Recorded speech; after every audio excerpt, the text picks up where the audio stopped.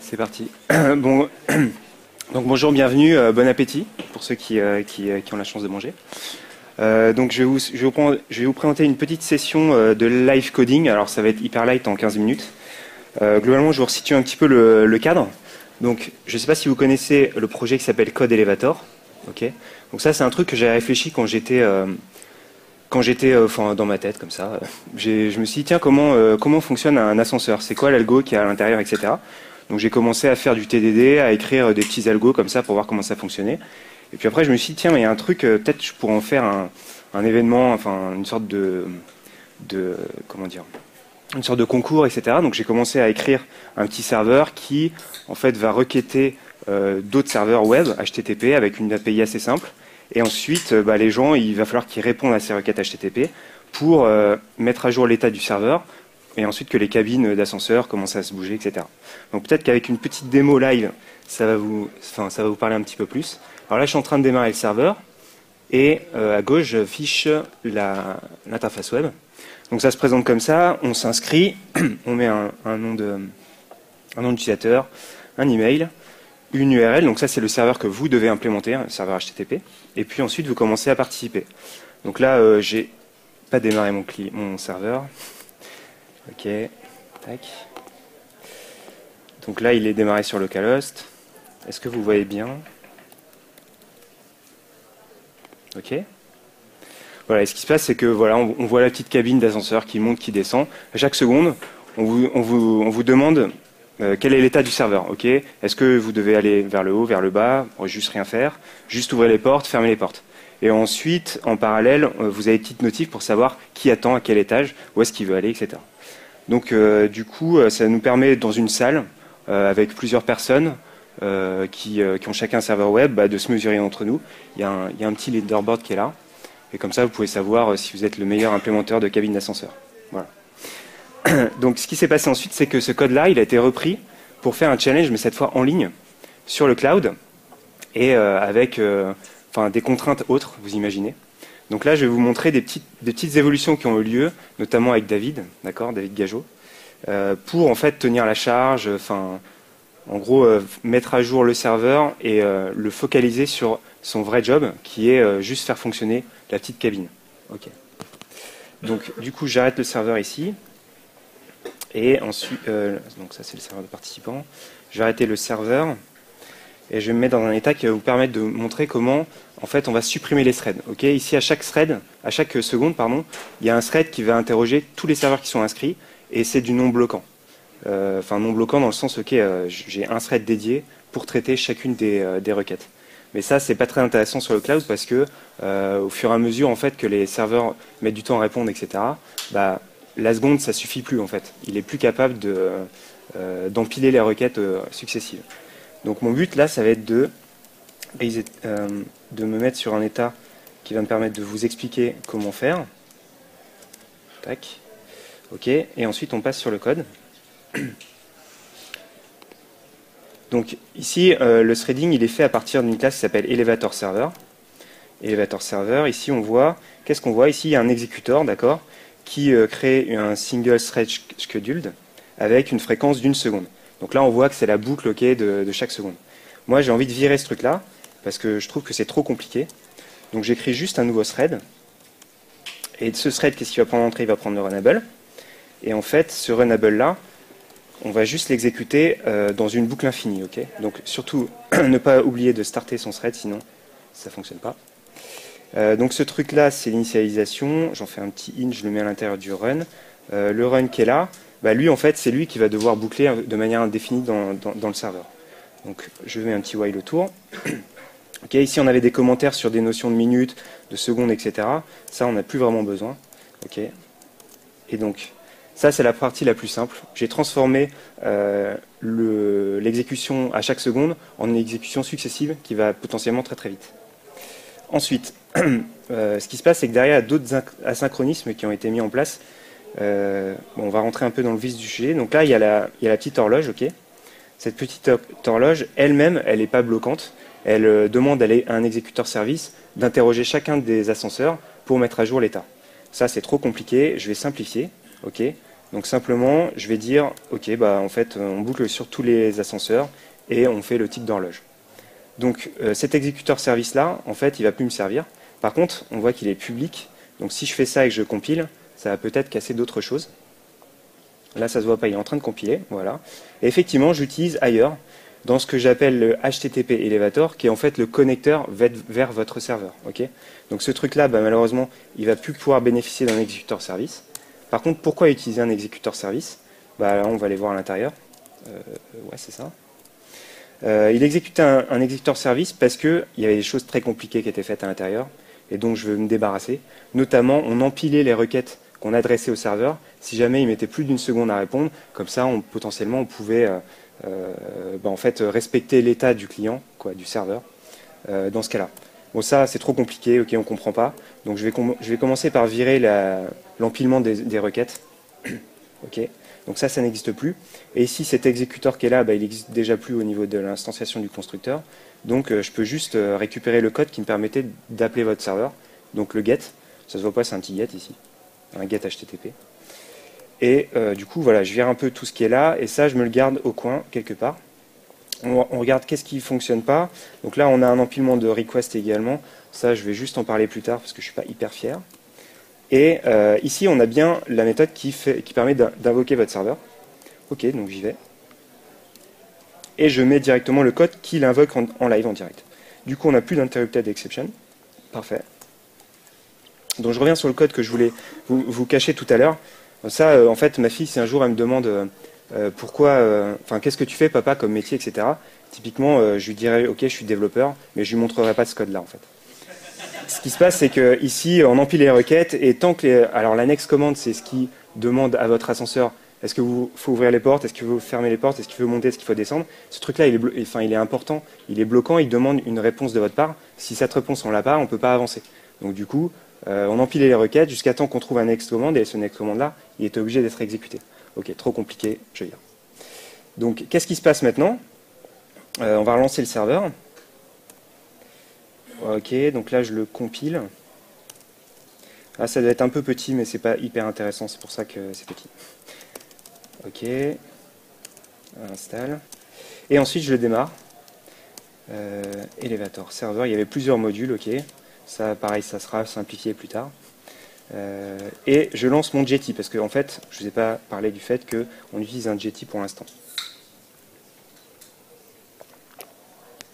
Ok, donc là, forcément, ça se passe pas très bien. C'est l'effet démo.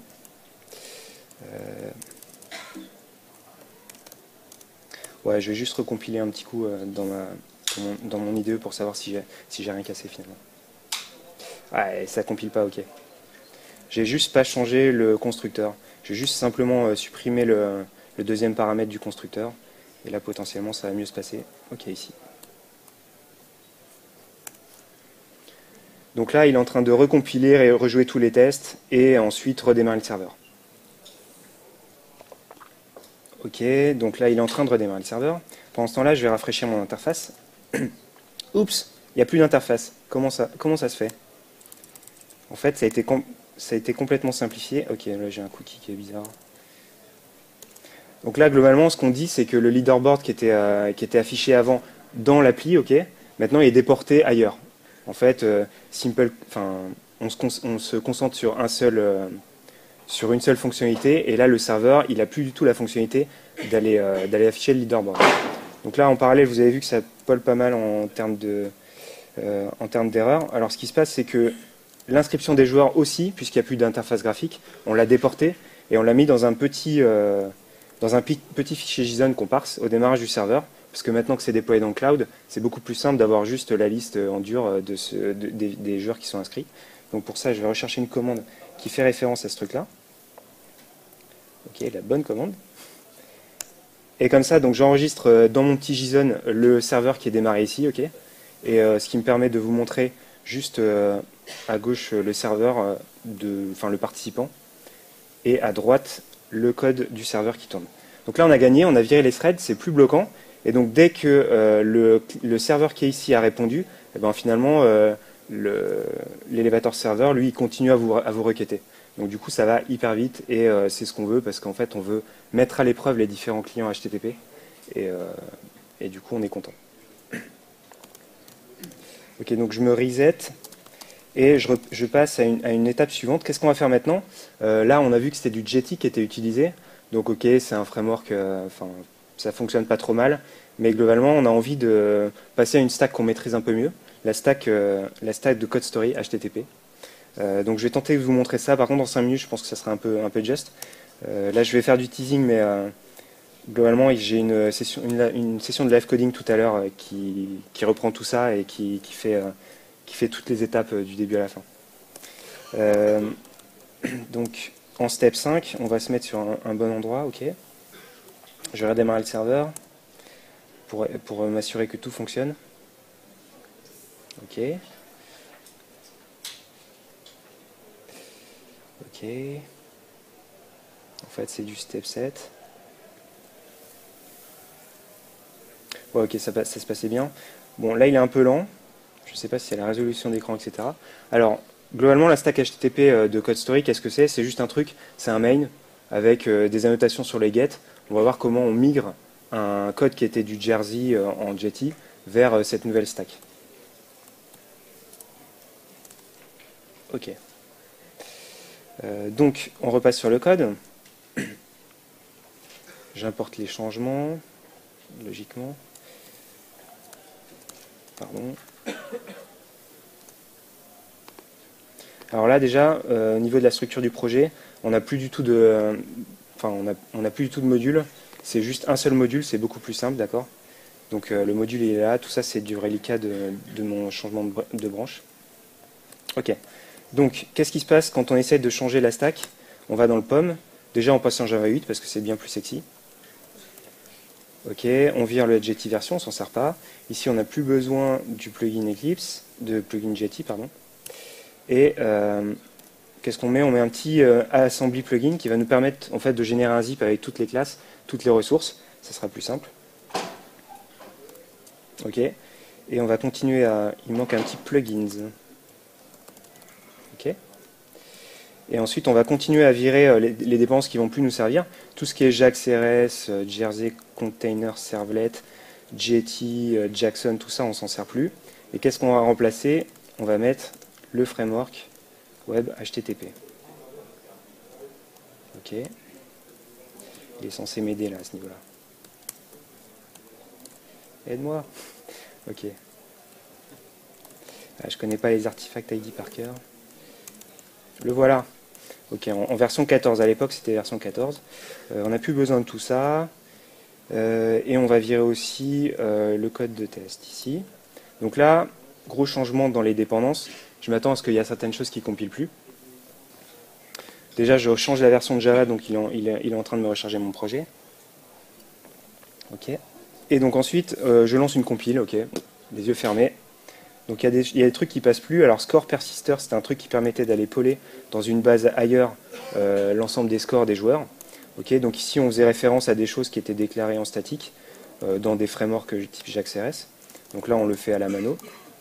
Content type et application JSON, c'est un truc qui est le content type qu'on va passer. Application JSON. Ok. Ensuite, qu'est-ce qui se passe? Ici on a des trucs qui ne passent pas. Intéressant, la web ressource. Donc ça, c'est le code Jersey qui permettait d'aller interroger l'état des différents ascenseurs pour ensuite avoir un retour, un feedback sur ce qui se passait. Donc tout ça, on le migre. Ok. Donc ça consiste à faire quoi? Le get de Jersey, on va le remplacer par un get de code story HTTP server. Ok. Et en gros, au lieu d'une string, on va retourner un payload. D'accord, ça c'est un objet du framework également, le payload. Et du coup, il faut s'instancier un nouveau payload avec en paramètre l'application type. Donc c'est application / JSON. Et la structure de données qu'on a ici, parfait. Ok, on continue. Qu'est-ce qui se passe ici? Là, ça recompile de nouveau pas. L'objectif, c'est qu'en 1 minute, j'arrive à faire démarrer le serveur. Là, je vais peut-être pas avoir trop le temps en fait. Donc ce truc-là, c'était utilisé où? C'était utilisé là. Bon, en fait, ouais, on s'assurait que, ok, si le player n'existait pas, on retournait une exception à nous. En fait, tout ça, on a envie de simplifier. Je vire ce code-là, ok. Hop, et du coup, ça n'existe plus. En fait, globalement, ce refactoring, c'est virer du code. Virer du code, mais continuer à ce que ça fonctionne et ça fasse le bon job. Ok, l'élévateur application, donc là, intéressant. Ça, c'est le bootstrap de l'appli, ok, qui était écrit là contre du Jersey. En fait, là, maintenant, c'est du main, time's up. Donc, ce qu'on faisait, c'était, on changeait tout ça, on instanciait le singleton code story HTTP, et puis on démarrait le serveur de la même manière. On transformait ça en une méthode main qu'on invoquait sur le cloud. Là, c'était déployé sur CloudBees.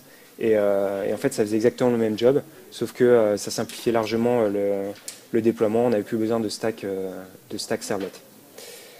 Merci pour votre attention et je vous invite, si vous voulez en savoir un peu plus, à aller me voir tout à l'heure dans la salle Code Story. Merci beaucoup.